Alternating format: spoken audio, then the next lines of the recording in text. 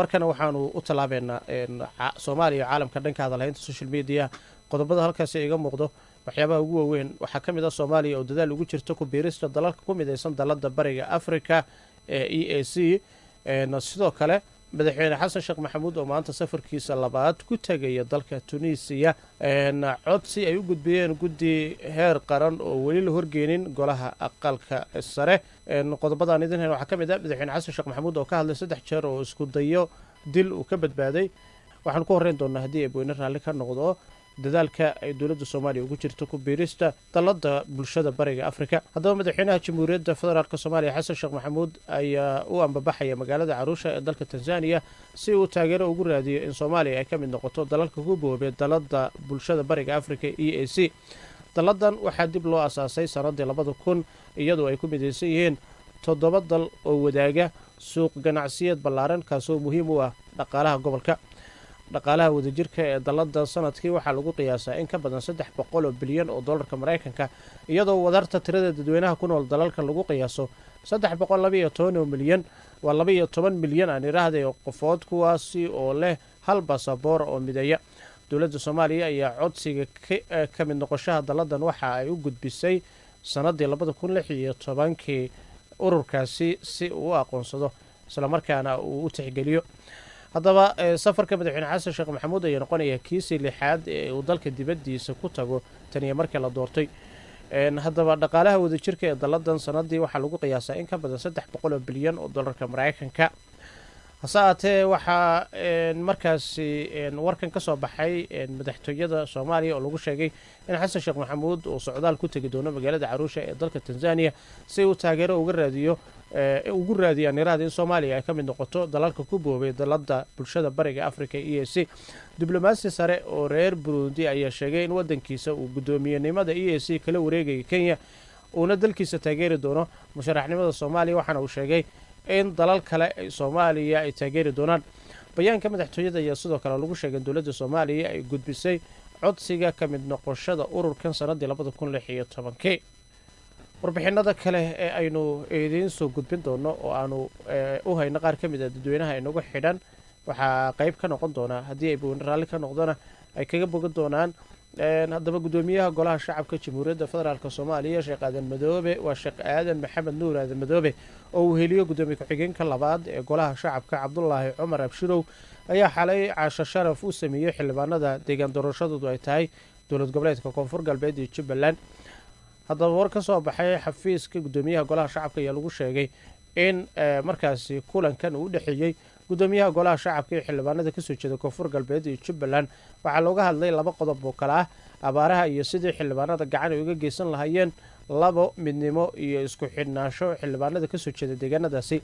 xogaha kale ee la helaya ayaa sheegaya in Sheekh Aadan Madoobe uu xildhibaanada ka dalbaday in la taageero golaha wasiirada ee loo soo magacaabi doono isagoo uu xaqiijiyay in xildhibaanada qaarkood ka mid noqdaan ama ay ka mid noqon doonaan golaha wasiirada ugu dambeyn gudoomiyaha golaha shacabka ayaa guddi ka kooban 5 xubnood u xilsaaray in ay ka shaqeeyaan sidii wax loogu qaban lahaa ama looga qaban lahaa gurmadka abaaraha ee Soomaaliya dhanka kale waxaa si aad la iskula marayaa warar sheegaya in madaxweyne xasan sheekh maxamuud uu ku howlan yahay sidii uu Soomaaliya uga ciribtiri lahaa argixisada waxa uu ka dhawaajiyay arrimo kala duwan oo ku saabsan argixisada waxa uu yiri waxaan dareemayaa inaan si gaar ah ugu qalmo inaan ka hadlo argixisada caalamiga sababtoo ah waxaan ka badbaaday ugu yaraan 3 isku day oo lagu dil rabay waxay yimaadeen muddadii ugu horeysay aan ahaa madaxweynaha Soomaaliya September sanadii 2012 ilaa Febraayo 2017 isku daygii ugu horeeyay waxa uu ahaa maalintii ugu horeysay aan xafiiska qabto kii labaad oo aan ku socday oo aan ku tukanayay masjidka madaxtooyada ku yaalo midka saddexaad oo aan ku sii jeeday magaalada Marka ee aan markaasi ka saarnay al-shabaab oo xiriir la leh al-qaacida iyo markaas kooxaha jihadoonka ee ka howlgala Soomaaliya sida daraadeed waxa madaxweynaha Soomaaliya uu diiradda ku saaray qormo uu soo daabacay jariirada The Economist oo uu sheegay madaxweyne xasan sheekh maxamuud arrimaha dhanka ammaanka iyo wadankiisa kaalinta kaga aadan la dagaalanka argixisada argixisnimada weli dhibaato ay ku haysaa guud ahaan Afrika Asia iyo bariga Afrika inta badanna caalamku ay ku jiraan Yurub iyo Amerikana waxay ku jiraan feejignaan sare sida lagu sheegay 2022 Global Terrorism Index oo uu soo saaray macadka fadhigiisu yahay Australia dhaqaalaha iyo nabadda. inkastoo oo warbixintu ay sheegtay in dhimashada argixisada caalamka ay hoos u dhacday, haddana waxay iftiiminaysaa in Afrika 84% ay ka yihiin sanadii 2021 warbixintaasi la soo saaray. Soomaaliya oo kaliya ayaa 8% markaasi ka ah dhammaan dhimashada marka la barbar dhigo Mali iyo Niger, waxaana ka sareeya Afghanistan oo kaliya halkaasi oo 20% dhimashada la xiriirta argixisada ay tahay, iyo Burkina Faso 10%.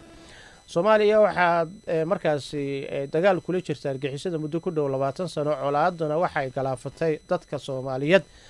waxaana goobjoog u nahay buu yiri sida argixisada ay u hor istaagto horumar waara. waxay meesha ka saaraysaa abuurista dhaqaale bixin kara fursad mustaqbal fog oo micno leh,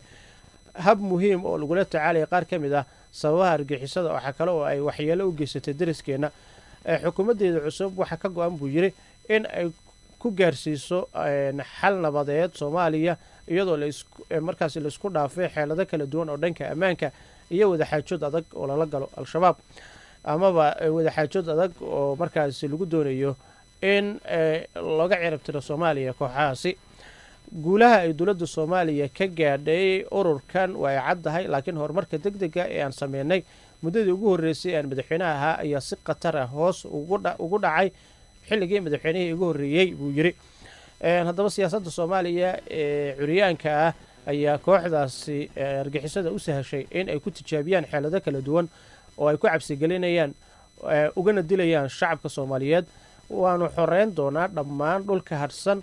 ha dhowaado ama ha fogaado si dadkeena nabad ugu noolaadaan, laakiin kooxdu waa ay badbaadi doontaa haddii ay awood markaasi u yeelato inay cabsigeliyaan dadka maxalliga ee ku nool meelaha ay maamusho.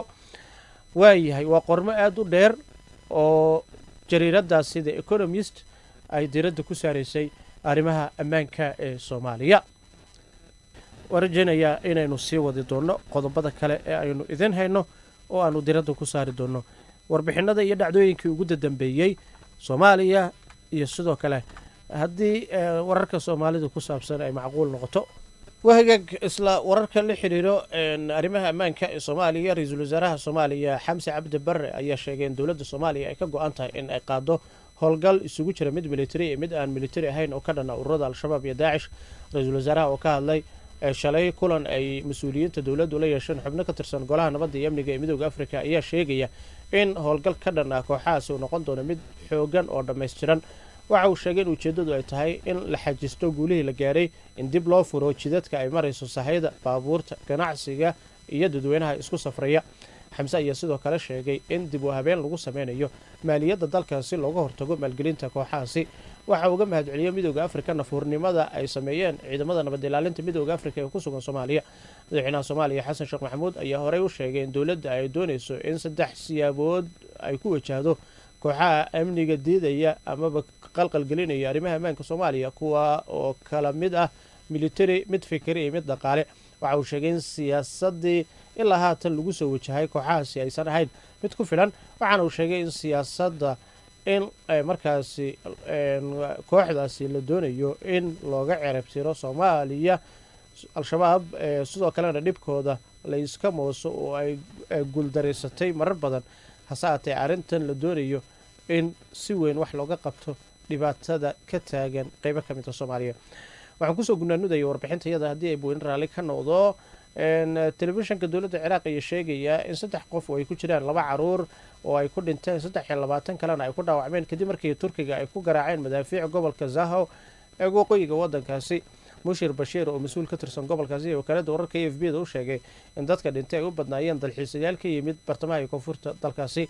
haddaba Mushir Bashiir ayaa sheegay in tuuladooda in 2 jeer ay ku soo dhaceen madaafiicda Turkiga ayaa 8 qof ku dilay, 23 kalena ay ku dhaawacmeen deegaan loo dalxiis tago oo halkaasi ku yaalo. sida uu sheegay mas'uulkan sarkaal ka tirsan ismaamulka Kurdida ayaa sidoo kale sheegay in 5 qof ay ku dhinteen dabka. Bashiir waxa uu intaa ku daray in dalxiisayaashu ay u yimaadeen tuulada Burleyda ee Barakh si ay uga badbaadaan kuleelka ba'an ee ka jira koonfurta dalka Ciraaq. ila wareedi ka tirsan wasaaradda difaaca ee qaranka Turkiga oo la hadlay AFP ayaa sheegaya inuusan waxba markaasi kala soconin madaafiicda lagu garaacay goobta Turkiga iyo tan iyo bishii Abriil waxay waday howlgal ka dhana xubnaha PKK-ga ee waqooyiga waddankaasi Ciraaq. Inta ayaan kusoo gunaanudaya warbixintayada, waan rajeynayaa inaad ka bogateen saaxiibada hawada inagala socdo isla markaana ku xidhan halkan isla mar ahaantaana mar waliba aan usoo gudbino macluumaad faahfaahsan oo ku saabsan waxyaabihii ugu dambeeyey Soomaaliya iyo sidoo kale qaybo ka mid ah caalamka.